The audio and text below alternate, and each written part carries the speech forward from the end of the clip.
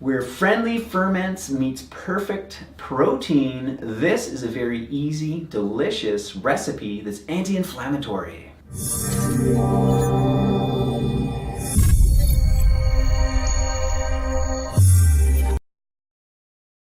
All right, welcome to another edition of Easy Upgrades, where we offer you simple little recipes that you can add into your everyday that are going to upgrade your health. Today the focus is on anti-inflammatory foods and properties, where we bring together friendly ferments with a perfect protein. Our featured guest today, who's given up all her wonderful wisdom to you in bite-sized deliciousness, is Luca Simmons.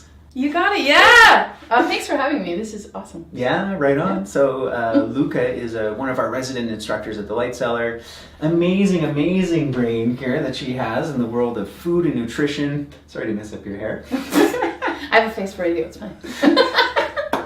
All right, we're going to have lots of fun here, and we invite you, anytime you got a question. I mean, Luca's such a wealth of knowledge, especially when it comes to traditional food preparation, as well as all the juicy little tidbits that go along with that. You know, why we would do things, what are the properties, what are the benefits. Luca's your gal.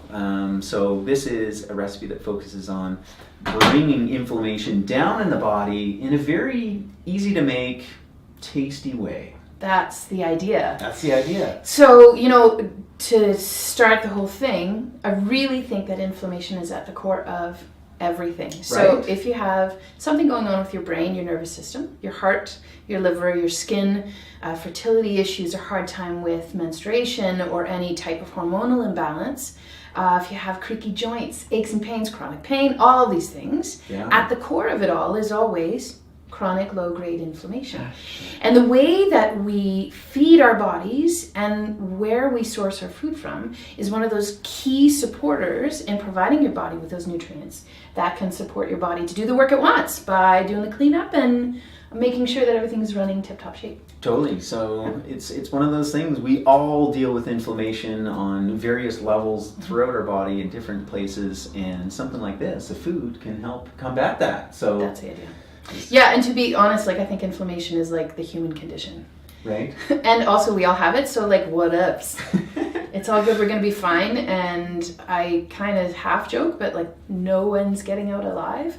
Right. And I mean it a bit flippantly because, oh, let's just have fun then. While we're here, we'll make the best of it. And so this is one of those recipes that I think can make it be the best of scouring what you have in your pantry and sourcing some of those ingredients that, you know, we often talk about the big hitters like eating wild-caught fish and some of the nutrient-dense foods that are great at reducing inflammation, high in a nutrient called omega-3 fatty acids. Yeah. And while we have some of that for sure in the eggs, I want to upgrade it. Do you like that? Easily. That's the idea. With some of those nutrients that come in smaller forms and really pack a punch.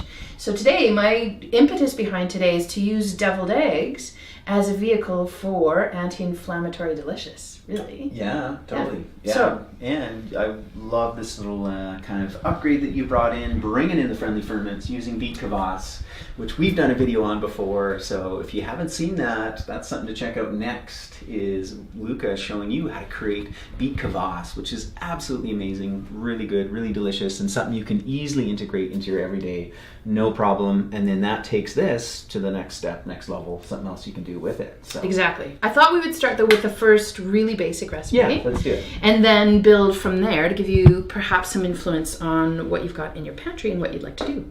So these are hard-boiled eggs, and I ended up, I forgot to put the timer on. And I cooked them a little bit longer, so they happen to have a little bit of sulfur on the outside, so I don't know if you can see that.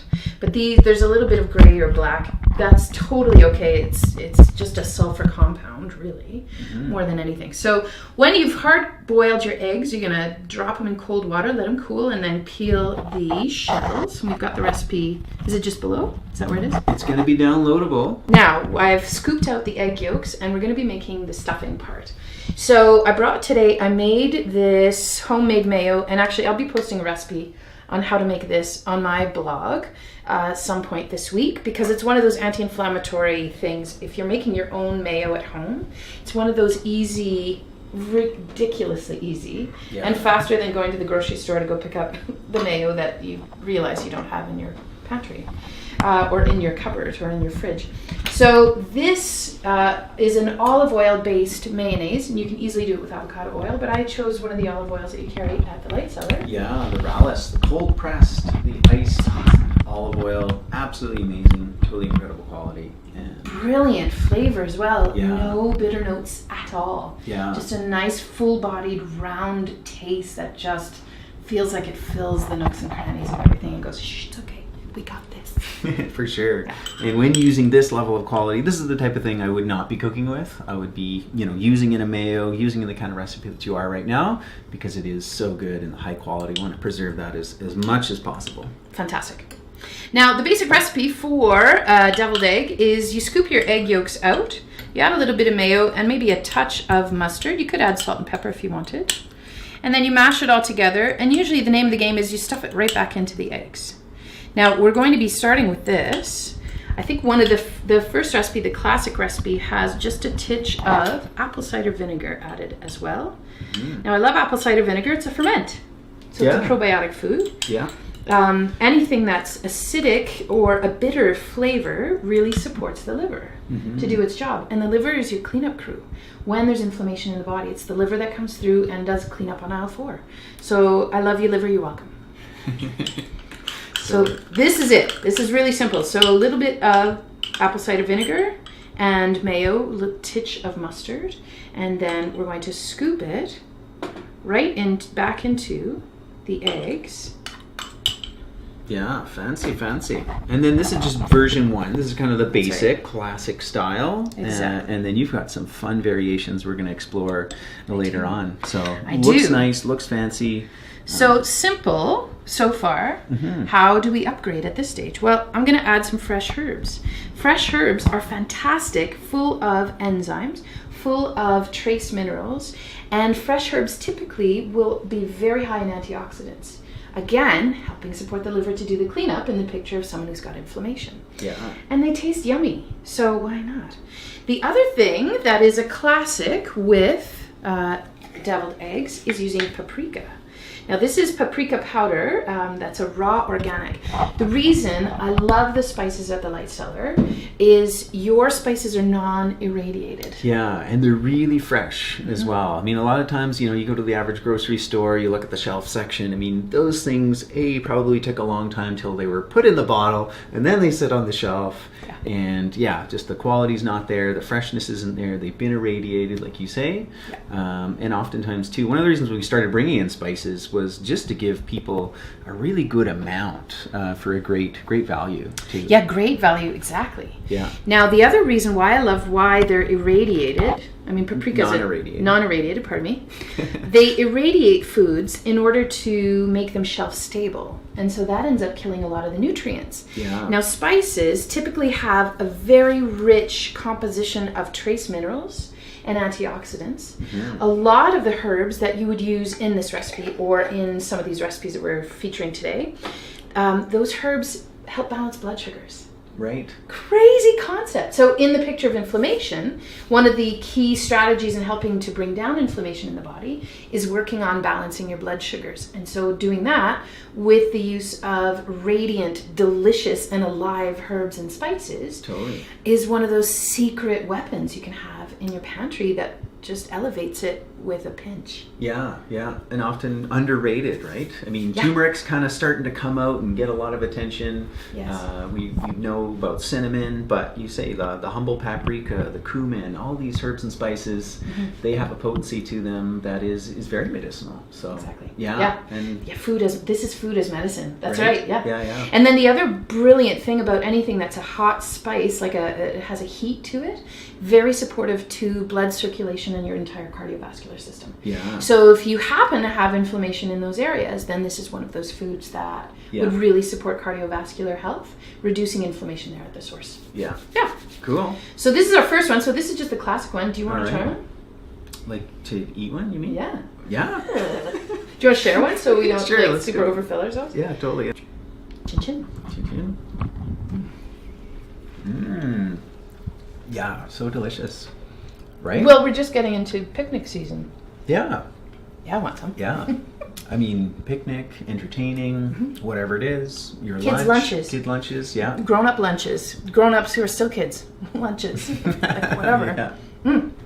Oh, that's nice. Very good. Very good. So that's the simple version. Yeah. I also want to say, one of the things you want to do is to really source good eggs. Yeah, absolutely, right? It all comes down to quality.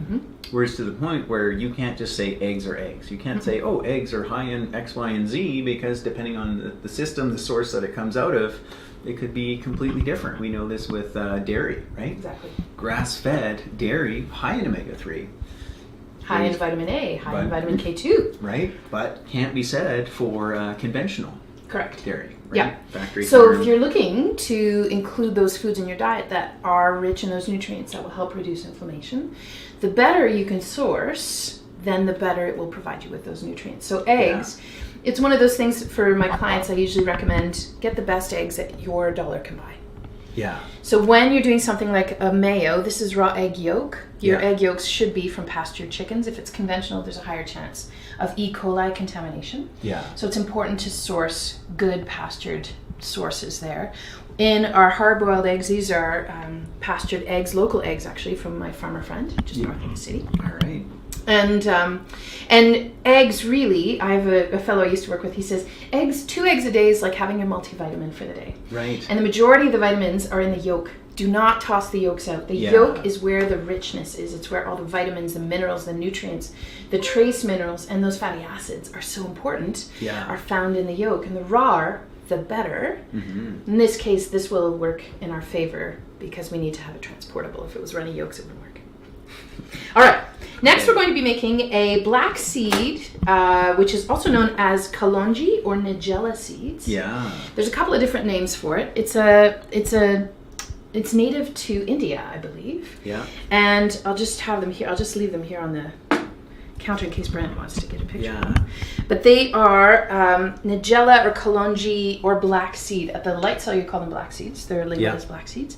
And they are super anti-inflammatory. I think that's the next turmeric, by the way. Right. No, it's true. There's been a buzz about those for a long time. A lot of people still don't know about them. Yeah. But they're out there. So we're going to be featuring this one in our next recipe. So we're going to go with a new dish to make this one. We're going to scoop out the yolks again. And you know, I'm not measuring at this stage. I have more in-depth measurements for, say, 6 eggs, if you were to do. Yeah. Like to give ideas on amounts, but really you can't go wrong. Like, just make it taste good. You're in charge, so just make it taste good. Totally. So again, we're going to add just a titch of mayo to add the creaminess and the wonderful anti-inflammatory omega-3 fatty acids. A little bit, that was maybe too much mustard, but I love mustard, so do you, right? Mustard's good. Absolutely. Okay. We are going to add a little bit of nigella seeds. And again, these are anti-inflammatory, but more than that, nigella seeds or black seeds or kalonji are antihistamine. So if you are an unfortunate soul, or I should say unfortunate, because I'm one of them, and I don't think I'm unfortunate at all. I think it's actually taught me a lot. But if you have an issue with histamines, if histamines start to rule your world, and you would know they do because maybe you have acid reflux, that can sometimes be a way that histamines produce. If you can't handle fermented foods, right? Whoa, sign number one. If you have estrogen dominance, sometimes that can be one of those ways. If you have steady migraines all the time, if you have persistent diarrhea that you can't regulate, that can be one of the ways. So if you have hay fever, I mean, there's so many ways. Eczema and psoriasis sometimes can have histamines at the core. Yeah. There's a lot of worries about histamines these days, and there's not tons known. But I'll tell you, one of the foods to include in your daily diet is some black seed oil or black seeds themselves. Yeah. And this is how you do it. You add it to an egg yolk and a hard-boiled egg. Totally. And it's easy. Easy to get in. Now we're going to add as well another spice that goes really well with nigella seeds, and this is the humble cumin seed. Yeah. Now I toasted these. So if you've never done this before, you should toast some seeds. There's a magic to toasting seeds that is just It brings out the flavor. When you toast cumin seeds, there's a lemon flavor that shows up that doesn't if you don't toast it. So toasting a seed is very simple. It's just a dry pan or a pot, doesn't matter. No oil, no water, no nothing on the bottom. Warm it up a good medium heat. Put your seeds on and toss them continuously till you get beautiful aroma. So, you know, if you are leading with your nose for flavor, you will win. That's all I'm saying. So toasting these just brings a really beautiful depth to the flavor. All right, cool. So we've added a little bit of cumin seed and a little bit of nigella seed, mixing it all, and then we're going to dump it right back into the eggs. And what did I think one of the, we wanted to do a dash of hot sauce into this. All right. It needs a little extra kick. Okay, we got some of the Light Cellar fermented hot sauce. This is the bomb. Yeah. Literally. We're getting back into pepper season because we only source local peppers to ferment into our hot sauce. So we've been out for a couple of months, but we're getting back into that season where we're going to have some more fermented hot sauce available soon. That's fantastic. So this, if you're able to tolerate ferments, this is a brilliant way. If you have a histamine issue, then a ferment, you just omit at this stage. Yeah, and make sure you add more black seed to help deal with those histamines. Yeah. So a touch of hot sauce. We're going to mix this whole thing up. And then I realize I forgot my The nigella, the black seed, it's been indicated in so many things, right? To be a cure for everything, including death, right? I know. It prevents death. I mean, who doesn't want that in their life? Yeah. It's funny. Oh, it's all jokes. This is my patented egg dropper. What you can do too, you know, if you're doing a bunch of these at a time, I've seen some people very easily make this, mix their entire stuffing as they would into like a zip top plastic bag, and then snip a little corner, then you've got an instant piping bag. Just pipe it in. Which is easy peasy. Cool. So now that we've got these, we're going to top it with a radish. Well, we're getting into spring here. And radishes are brilliant support to the liver. Oh, that's rad. And so here now we have... And we can even top with a few more black seeds. It's like, you know what you're doing. Yeah, here you go. And that's beautiful. So, you know, they say we eat with our eyes first, right? Yeah. So, funny, when you see beautiful food, it turns on digestion so that you are ready for the meal at hand that's coming. Why not make it beautiful? Totally. We're just going to keep chugging through a few different versions for you to have fun with it, take it to that next level. This one here is one of my favorites, which is using up your leftover fermented brine. So be it from a sauerkraut, be it from pickles, be it from kvass. You're likely going to have this liquid left over. Great way to preserve eggs, add flavor, and add those probiotics. So here's where our friendly ferments meets perfect protein.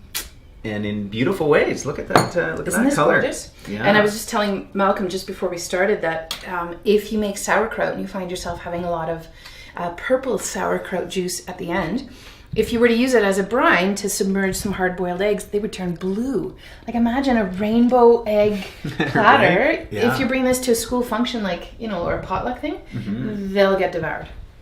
So maybe you don't want to do this because you want them all for yourself. I don't know. Yeah. So we've been talking about nutrients. We've been talking about smells. Kind of as an indication of those volatile compounds that have antioxidant, anti-inflammatory properties. Colors, again, another one of those kind of key indicators of antioxidants. Yeah. Yeah.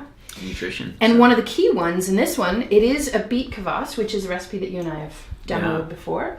And beets have a brilliant array of antioxidants and betaine, which really help the liver to do the cleanup job and to regenerate as well. Your liver is the only organ that regenerates. It's amazing. Yeah. It does beautiful, beautiful things. So if you find yourself with a glut of beet kvass, or if you have some beet kvass at home that you wanted to try this with, really you hard boil your eggs first and then you cover them in brine and then you put them in the fridge. Yeah. I did these about 3 days ago, so they've been soaking for 3 days and they're just about to start getting into the yolk part. Yeah, perfect. Fantastic. I asked Denis, our trusty fermenting king, and asked Denis how long would something like a pickled egg last in a ferment, and he said indefinitely.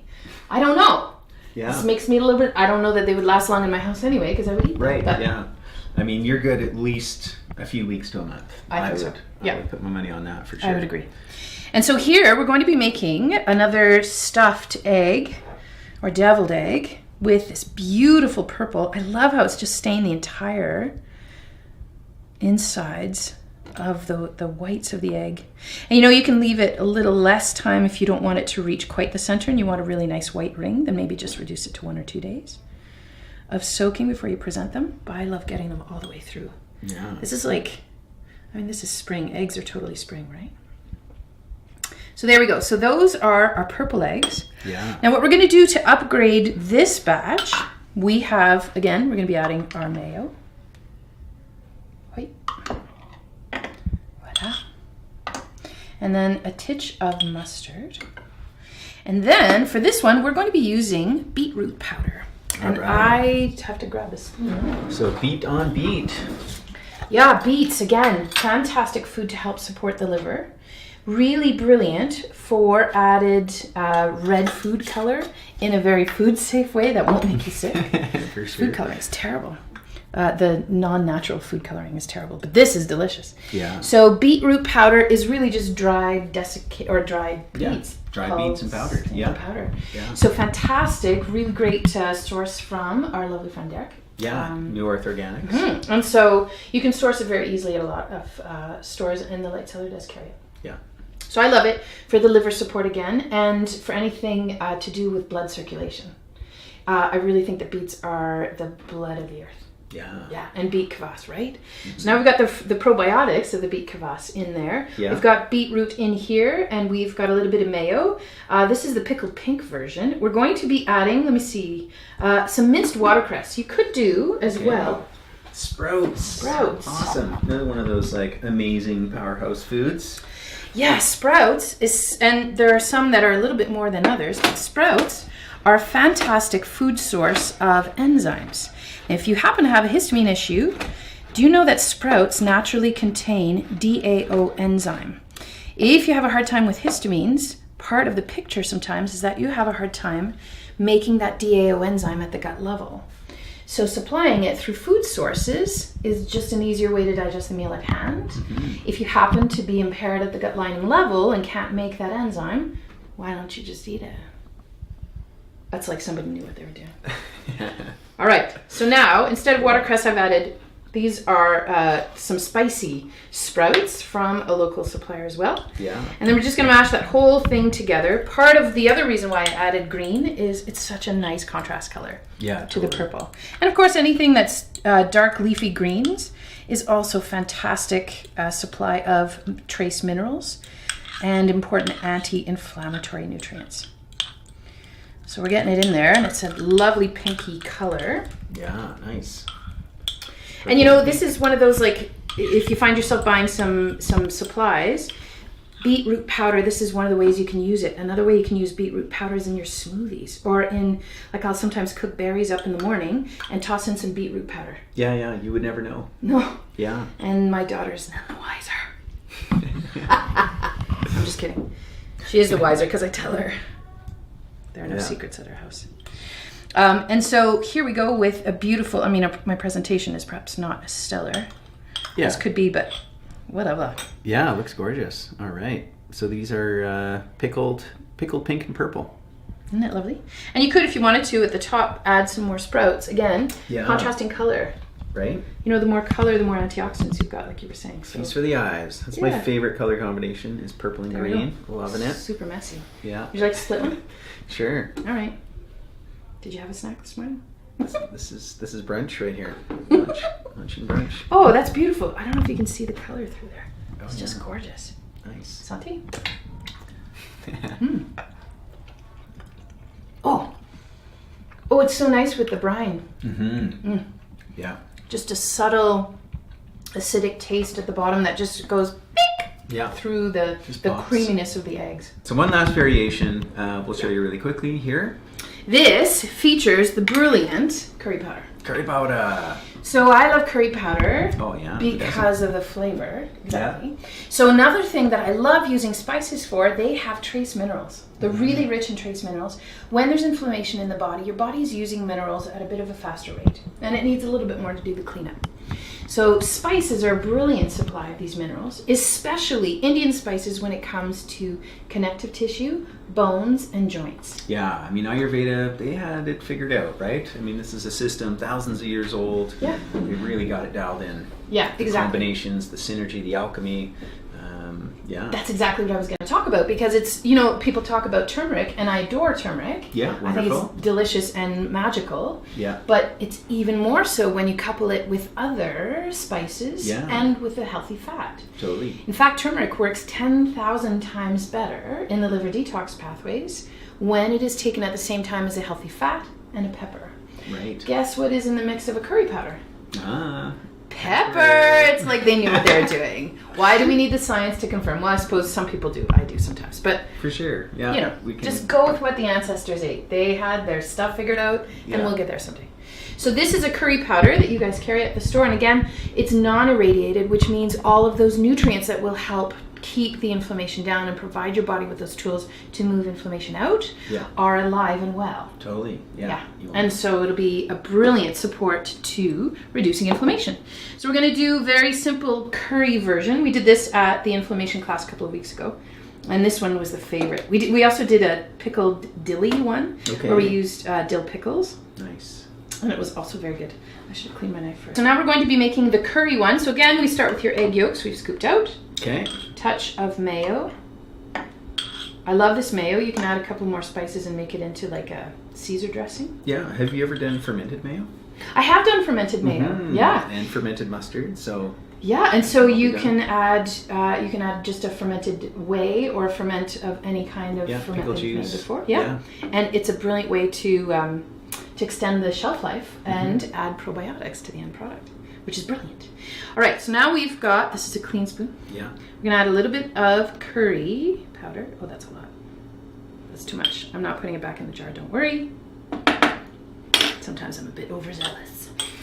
And so it's really just, I'll add a little bit of zing from the apple cider vinegar for a little bit more probiotics.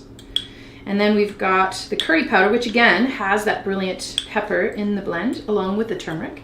And it has those omega-3 fatty acids from the olive oil that was used in the making of the eggs, the mayo rather. Yeah. And so this has that brilliant combination to help really support turmeric function at that liver level. Yeah. To improve how it supports reducing inflammation.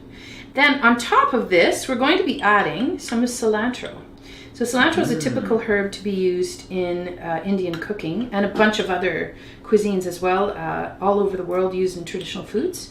I love cilantro on so many levels. Number one, it is a dark leafy green, so it's rich in minerals, which is great. Yeah. Number two, it's a heavy metal detoxer. And it's one of the only foods that will actually detox heavy metals inside the cells. There's a lot that you can take, like spirulina and chlorella is great for helping to detoxify heavy metals outside of cells, but it's the cilantro that does the job from inside the cells.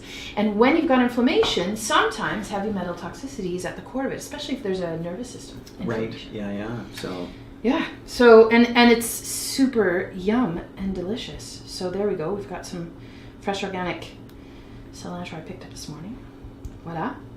Excellent. And we have a beautiful color combination. Yeah. And curry and cilantro are just a really nice blend together. Yeah, absolutely. Of course, if half the population, I can't remember, don't love cilantro. It tastes like soap. Right. Which is a genetic thing. Yeah, not me. I love it. Yeah. Especially, but if cilantro is off-putting to you, you can totally replace this with chives or with parsley. Yeah. Any type of dark green that you've got that would work, like a nice herb. Or sprouts again, right? Cool. So look at this lineup here. We got 4 different variations. In the little recipe download, you included more things like dill, guacamole, doing a pesto version, a bacon version, a spirulina miso version. That one sounds really interesting to me. So yes, my daughter loves these in her lunch. Falling out of there. And she loves this. So I put in the recipe too. I don't know if it's available in the finished recipe, but I talk about use what you have. Yeah. Really play with your food and start to think of flavors and take ownership of what the end product is for you so that it tastes good to you. Yeah. If it tastes good to you and it resonates with you, then it actually nourishes you on a deeper level, number one, and also empowers you to know that Yeah, there's recipes out there, but you can come up with your own and use what you have in your pantry. Use what's in the fridge. I have some leftover brine from some dilly carrots. What better way than to shove some hard-boiled eggs in there, and come Monday morning when your kid opens her lunchbox for snack time, she's like, oh, it's the best ever. All right. Sauté. Okay. Oh, it's Cheers. messy. It is. Like Oh, I love the cilantro. This was the best one. Yeah. This was the most favorite one at the information class. Cool. You can connect with Luca online at lucasimmons.com. You can also find her on Instagram, on Facebook, as well as a number of videos that we've done together through the Light Cellar. You can find those on YouTube. And we'll be back next week with more easy upgrades. Thanks, Malcolm. Thanks for coming on. My pleasure.